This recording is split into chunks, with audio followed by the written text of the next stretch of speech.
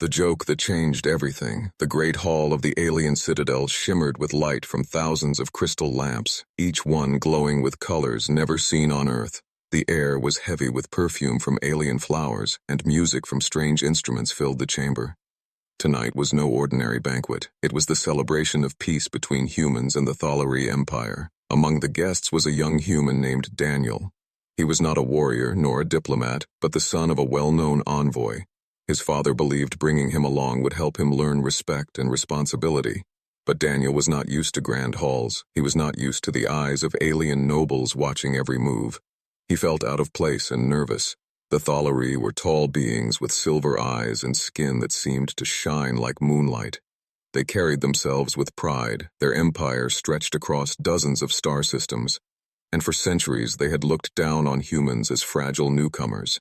Yet here they were, sitting at the same table, sharing food, and pretending to be equals. Daniel sat quietly, trying to look serious, but his restless mind kept wandering. Across from him sat Princess Leora, daughter of the Thalari Emperor. She was young, graceful, and far too intimidating for him. Her silver eyes held a sharp intelligence, and though she barely spoke, every noble treated her words as sacred. Daniel had never seen anyone like her. As the night went on, speeches were made, gifts were exchanged, and endless toasts were offered. Daniel grew bored. He shifted in his seat, wondering why he had to be here. In a moment of careless humor, he leaned toward the princess and whispered with a grin, "You'd make a fine wife." He thought it was just a joke, something to break the tension, but the hall went silent. Conversations stopped. Alien nobles froze with shock. Even the music seemed to vanish. All eyes turned toward Daniel. His heart pounded. He realized too late that his words had carried farther than he intended. Princess Leora looked at him with unreadable eyes. For a long moment she said nothing. Then, with a calm voice that cut through the silence, she answered, "I accept." The hall erupted in gasps. Alien nobles stood in outrage. Some shouted in their own language. Human envoys panicked. Daniel's father turned pale. Daniel himself sat frozen, unable to believe what he had just heard. "Wait, what?" he stammered. "I was only joking." But Leora's gaze did not waver. She sat tall, her voice steady. "And I accept." The alien nobles shouted louder, calling the human insolent. Some demanded punishment. Others declared this was against their sacred traditions. Daniel's father tried to calm them, insisting his son meant no insult, but the princess raised her hand, and silence fell again. "You think this is a joke?" Leora said, her eyes fixed on Daniel. "But your words carry weight even in jest. The bond of a vow cannot be broken once spoken before witnesses." Daniel's mouth went dry. He had never heard of such a custom. He wanted to argue, to explain himself, but he could not find the words. All he saw was her steady, silver gaze, as if she had been waiting for this moment. The emperor himself did not rise. He only watched with a strange expression. His counselors argued, their voices clashing like thunder, but the princess remained calm. She seemed almost pleased, and that unsettled Daniel even more. Why would she accept a careless joke? Why would she trap herself with a human who had no power, no throne, and no plan? Daniel's father pulled him aside, whispering urgently, "Do you realize what you've done? Their laws are ancient. She might bind you to her word. This could spark conflict between our worlds." Daniel's head spun. He had only wanted to lighten the moment, but now the weight of two civilizations pressed on his shoulders. He glanced back at Leora, expecting anger or mockery, but her face was calm, almost gentle. Her eyes held something else, something he could not understand. It was not hatred, it was not shame, it was purpose. The rest of the banquet collapsed into chaos. Nobles demanded answers, soldiers stepped forward, and whispers filled every corner of the hall. Yet the princess rose from her seat, walked past her furious counselors, and stopped directly before Daniel. "From this night forward," she said clearly, her voice echoing, "you cannot turn away. I have chosen, and the stars themselves have witnessed." Daniel stood frozen, too stunned to reply. His joke had turned into something he could not escape. His fate was no longer in his hands. The hall trembled with anger and confusion, but deep inside, he felt a strange spark, a sense that this night would change everything, and far above the hall, unseen by anyone, a hidden watcher sent a signal across the stars, a signal that would awaken forces far greater than a single careless joke. Whispers of betrayal. The banquet ended in chaos. Alien nobles left in outrage. Human diplomats tried to explain, and guards filled the hall with sharp weapons drawn. Daniel was escorted out under heavy watch, his father whispering apologies to anyone who would listen. But the words of the princess could not be erased. She had spoken clearly, and her voice carried the weight of law. News traveled faster than light. By morning, across both human and Thalari systems, whispers had already begun. Some claimed the human boy had bewitched the princess, others believed it was a secret alliance between two powers, and in dark corners of alien palaces, ministers spoke the word betrayal. Daniel did not sleep. He paced the guest chambers, replaying every moment. His joke had been careless, his life had been simple, and now he was caught in a storm too large to escape. He wanted to disappear. Yet he could not shake the image of the princess's calm silver eyes. Outside, alien nobles gathered in private councils, their voices full of venom. "She has shamed her people," one elder said. "To accept a human is to spit on our bloodline," another replied. "Perhaps she planned this. Perhaps she hides a scheme behind that calm face." Suspicion spread quickly. In the human camp, the mood was no better. Some envoys argued they should demand the princess take back her words. Others warned that doing so might insult the empire further. Daniel's father felt trapped between protecting his son and protecting humanity's fragile peace. Meanwhile, Leora remained silent. She did not attend the morning court. She did not answer the calls of her council. She only sent a message to Daniel, a simple request. "Meet me at the Crystal Garden tonight." Daniel read the message again and again. Part of him wanted to ignore it. Part of him wanted to run far away.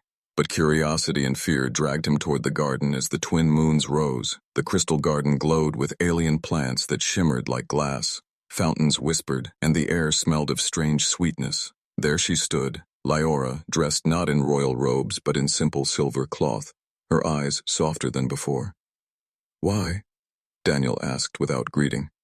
"Why did you say those words? Why did you accept?" His voice shook. She studied him for a moment before answering. "Because it was the only way." He frowned. "The only way for what?"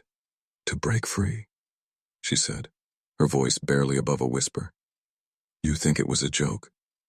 But to me it was a door. I needed someone who could say the words I could not. Your vow protects me, even if you never meant it." Daniel blinked, confused. "Protect you from who?" Before she could answer, shadows moved among the crystal trees. Alien guards stepped forward, led by a minister with cold eyes. "Princess," the minister said, "your father demands you return. This human has poisoned your mind." Daniel took a step back, fear rising, but Leora stood tall, her voice sharp now. "No, you will not touch him. He has dishonored our blood," the minister hissed. "Your acceptance is a betrayal. Do you know what you have done?" Leora's eyes blazed. "I know exactly what I have done, and it is not betrayal, it is survival." The guards moved closer. Daniel's heart raced. He had no weapon, no plan, but Leora raised her hand. The crystals around them pulsed with light. A wave of energy forced the guards to stumble back, their weapons rattling. Daniel stared in shock. "How did you—" She cut him off. "You must trust me now. What started as a joke has become real. You cannot walk away, not anymore." The minister glared, retreating with anger. "This will not be forgotten, princess. The council will see you punished, and you're human too." When the garden was quiet again, Daniel turned to her, shaken. "What is happening? What are you hiding?" Her eyes softened. "A truth that could destroy both our worlds, and now, because of your words, you are part of it." Daniel felt his chest tighten. Whispers of betrayal were spreading. Armies could hunted by her own. The next day began with tension that could not be hidden. Alien nobles whispered in corners. Human envoys kept their distance, and soldiers patrolled the halls with sharper eyes. Word of the garden encounter had spread faster than fire, though no one knew the full truth. They only knew the princess had defied her council and that she was standing beside a human. Daniel felt the weight of every glance, every whisper. He could not walk a corridor without feeling eyes burn into him. Some looked at him with fear, others with disgust, but the worst were those who looked at him with hunger, as if removing him would solve everything. Leora met him again, this time in the shadowed halls of the palace library, her voice low. "And urgent. They will not stop now. They will come for me, and for you. We must leave." Daniel blinked. "Leave? How?" I don't even know this place. I don't even know why this is happening. She stepped closer, her silver eyes sharp. You spoke the vow, Daniel, whether in jest or not. In Thalari law that bond is binding, to break it would mean blood war. But if we run, if we reach the hidden gates, we can find the truth that proves why I accepted. Before he could reply, a shout echoed down the hall. Armored footsteps thundered closer. Alien guards with glowing spears rushed into view. Their leader's voice rang out. Princess, by order of the council, you are to be detained. The human will be delivered for judgment. Daniel's heart leapt into his throat. Leora grabbed his hand without hesitation. Run, she whispered, and together they fled into the maze of corridors. They dashed through arches carved with alien runes, past windows that showed twin moons in the sky. The guards' footsteps echoed like drums. Every turn seemed to close in on them, but Leora moved with precision, as if she knew every hidden passage. This way, she urged, leading him down a narrow stair. Behind them, spears of light slashed through the air. One beam struck the wall near Daniel, shattering stone. He stumbled but kept moving. Finally, they burst into an underground chamber lit by glowing roots that hung from the ceiling. Daniel gasped for breath. How long can we keep this up? They'll find us. Leora's voice was steady, though her chest rose and fell quickly. They will, but we must reach the catacombs beneath the temple. It is the only place they will not dare to search. Not yet. Daniel swallowed hard. Why me? Why not choose someone stronger, someone who understands your people? She turned to him, her face close, her voice soft. Because you are not like them. You are not blind. By pride or hunger for power, you spoke without thinking. But that honesty is what I need, what our worlds need. Before he could answer, the sound of armored boots echoed again. They were trapped in the chamber, guards pouring in from two sides, spears raised. The leader sneered. You cannot run forever, princess. Hand him over, and your punishment may be lighter. Leora stepped in front of Daniel, her silver eyes burning. If you want him, you must go through me. The leader laughed coldly. You would defy your own blood for a human, a joke of a man. Yes, she said firmly, because he is more than you see, because he is part of what is coming. Before the guards could strike, Leora pressed her hand against the glowing roots on the wall. Ancient symbols lit up. The ground trembled. A hidden door slid open. Go, she told Daniel, shoving him inside. The guards lunged, but a burst of light from the roots blinded them for a moment. Leora slipped through the door, pulling it shut behind them. Darkness swallowed them, broken only by faint glowing symbols. Daniel's breath shook. What was that? What did you just do? Leora placed her hand on the wall, the symbols glowing faintly around her fingers. I used the old ways, secrets the council has forgotten. They call me their princess, but they do not know I have been preparing for this day. Her voice grew softer, almost a whisper. Daniel, from the moment I accepted your words, we were bound to this path, hunted by my own people, chased across my father's empire.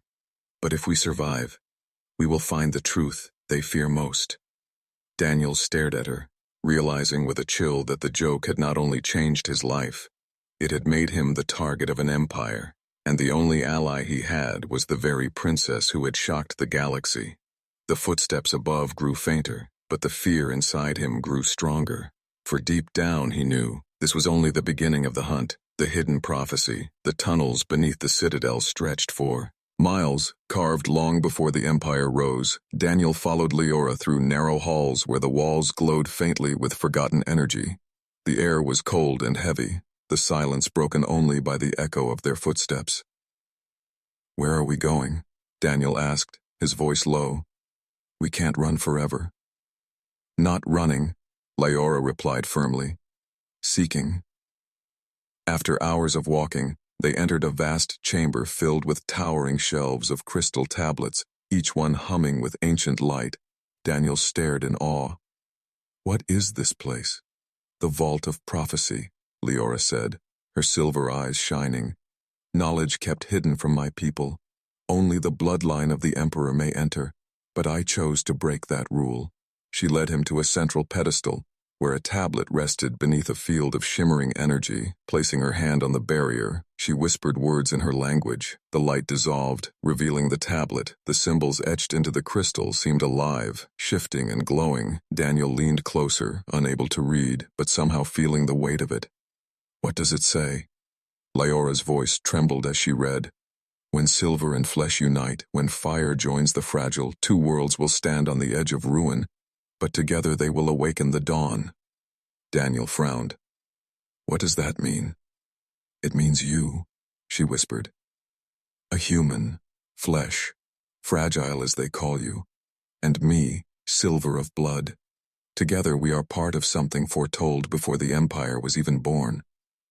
Daniel shook his head. This can't be real. I never asked for this. I just made a stupid joke. Leora stepped closer, her eyes soft but firm. Fate does not ask, Daniel. It only waits. And now it has chosen. Before he could argue, the chamber shuddered. Distant echoes of footsteps carried through the tunnels. The council had sent hunters even here. Leora's eyes darkened. They must not find this tablet. If they know what it says, they will destroy us both. She reached into the pedestal, lifting the crystal tablet with both hands, its glow washing over her face. We must take this to the Star Shrine. Only there can the prophecy be revealed fully. Daniel stared, still overwhelmed. So all of this, the banquet, the vow, everything was leading to this. Yes, she said quietly, and my people fear it, because the prophecy speaks of the end of the Empire as it is, the end of their pride, and the beginning of something new. The echoes grew louder, spears clashing against stone. Daniel clenched his fists. Then we better move. They slipped deeper into the vault, Lyora guiding with certainty, but the hunters were closing fast, their voices sharp. Find them. The traitor princess cannot escape. The human must die. Daniel's chest tightened. He wanted to run, yet part of him felt a strange fire inside. For the first time, he was not just a joke, not just the envoy's son, but part of something bigger. They reached a hidden stair, spiraling upward. Leora pressed another ancient symbol on the wall, and a secret passage opened into the night air. Stars stretched across the sky like rivers of fire. Daniel gasped with relief, but their relief was short. Ships hovered above the citadel, patrols scanning with beams of light. The Empire was mobilizing, and the council would not stop. Leora held the tablet close, her voice steady. Daniel, you must understand, this prophecy is the reason I accepted your words, the reason I chose you. If you walk away now, both our worlds will fall into fire. Daniel looked into her eyes, silver shining against the stars, and for the first time he did not see just a princess. He saw someone carrying a burden too heavy for one soul. Then we fight, he said softly. Together. Above them, thunder of engines roared. The hunt was not over, but the prophecy had been found, and destiny had taken it. First step, war drums in the stars. The night sky above the citadel blazed with the glow of alien warships, their hulls glimmering like blades of silver. Engines roared as fleets assembled, each ship a warning of what was to come. The council had moved faster than Lyora expected. Daniel stood at the edge of the hidden passage, staring at the gathering armada, his chest heavy with dread. They're preparing for war, he whispered. Leora's voice was calm, though her hands tightened around the glowing tablet. Yes, and they will use us as the reason. They will claim the human insulted our throne, that I betrayed my blood, and war will seem like justice. Daniel swallowed hard. And humanity doesn't even know what's coming. She turned her silver eyes toward him.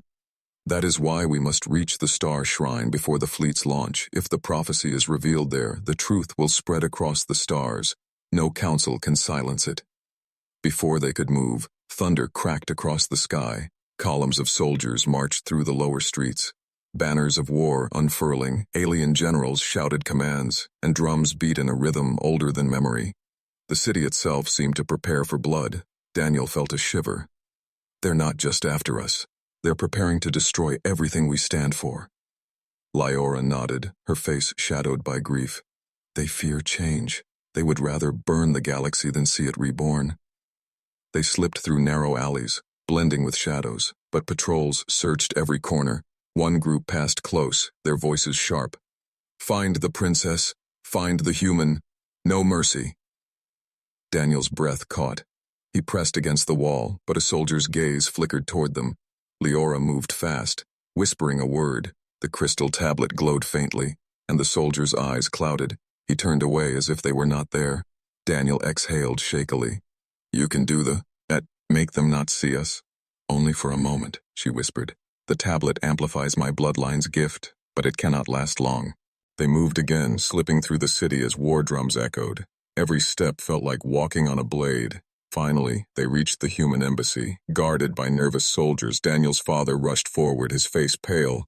"Where have you been? Do you know what you've done? The Thalari fleets are mobilizing. They accuse us of violating their sacred law. Earth is in danger." Daniel's voice cracked. "Father, listen, it's not what it seems. There's more, there's a prophecy." But before he could finish, the embassy shook with a blast. Alien ships fired warning shots into the sky above. Alien nobles demanded the humans surrender the boy.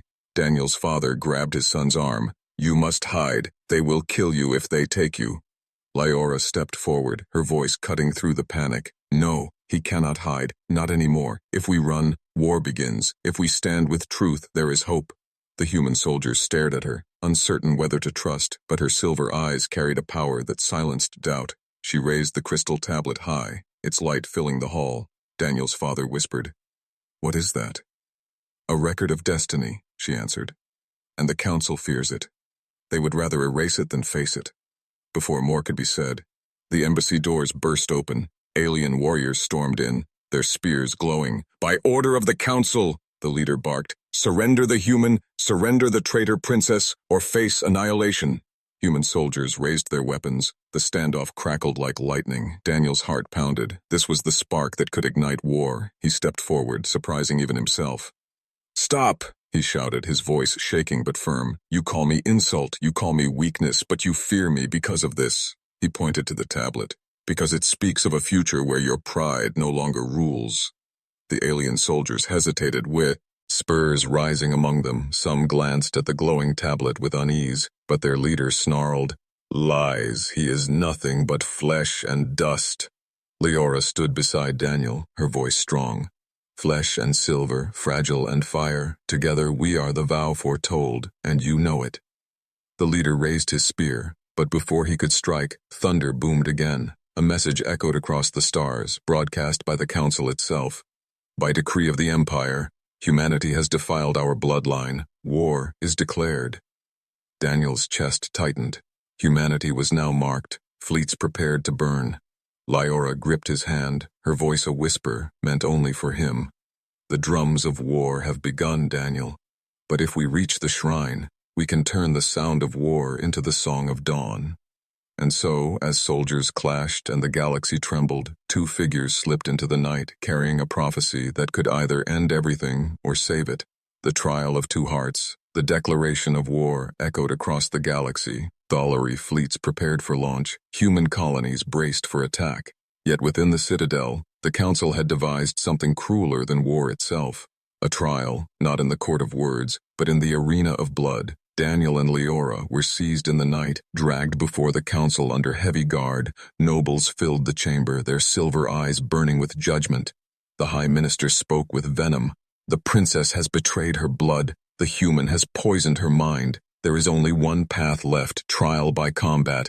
If the human survives, the vow stands. If he falls, peace returns." The hall erupted with approval. To them, it was not justice, but spectacle. Daniel's father shouted in protest, but soldiers held him back. Daniel himself stood frozen. "Combat against who?" he asked with a trembling voice. "Against our champions," the minister sneered. "Warriors who carry the strength of our ancestors. If you are truly chosen, as she claims, then prove it." Lyora's face was pale, but her eyes steady. She whispered fiercely to Daniel, "Do not fear. Remember the prophecy. Remember that cleverness can be stronger than power." The arena was vast, carved into the heart of the citadel. Thousands of Thalari filled the stands. Their drums thundered, their voices roared. In the center stood Daniel, unarmed, and across from him, 3 alien champions, taller, stronger, armed with spears of light. Daniel's heart raced. Sweat ran down his back. He had no weapon, no training. He was only human. The champions moved like predators, circling him. The crowd chanted for blood. "This is madness," Daniel muttered. But then his eyes met Lyora's. She stood at the edge of the arena, her hands pressed against the crystal tablet. Its glow faint but steady. He felt her presence, her faith. and somehow he found breath. The first champion lunged, spear cutting the air. Daniel dove aside, rolling across the stone. The crowd jeered, calling him weak, but he saw something. The champion's movements were heavy, predictable. The second charged. Daniel stumbled but grabbed a fallen shard of stone. When the warrior swung, Daniel ducked, smashing the shard into the alien's leg. The champion stumbled. The crowd gasped. Rage filled the arena. The third warrior came fast, spear raised to strike. Daniel had no time, but suddenly the tablet's light pulsed, the air shimmered, and Lyora's voice whispered in his mind. Move left. He obeyed without thought. The spear missed by inches, striking the ground. Sparks exploded. Daniel grabbed the shaft, pulling with all his weight. The warrior toppled, cheers mixed with outrage. Some shouted that it was trickery, others whispered that the prophecy might be true. Daniel stood panting, bruised, bleeding, but still alive. The first champion roared, lifting his weapon high. Daniel's body screamed with exhaustion. Again. Lyora's voice touched his mind. Remember who you are, not strength but heart. The champion swung down. Daniel rolled beneath, grabbed a chain left from a fallen banner, and wrapped it around the warrior's legs. With a desperate pull, the giant crashed to the ground. The crowd roared. Silence fell for a heartbeat. The unthinkable had happened. A human, fragile and small, had survived the trial of hearts. The High Minister's face twisted with fury. This proves nothing. It is a trick. He cannot be the chosen.